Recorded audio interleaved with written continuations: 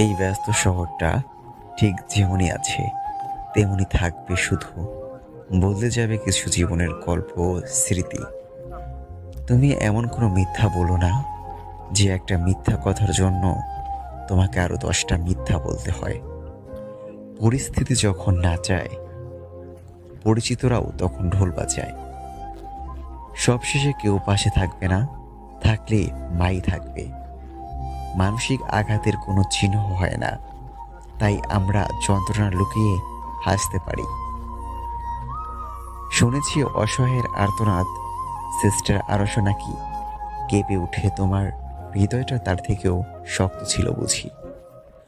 যতই দৌড়ান সময়ের আগে হবে না, যতই চেষ্টা করুন ভাগ না থাকলে হবে না।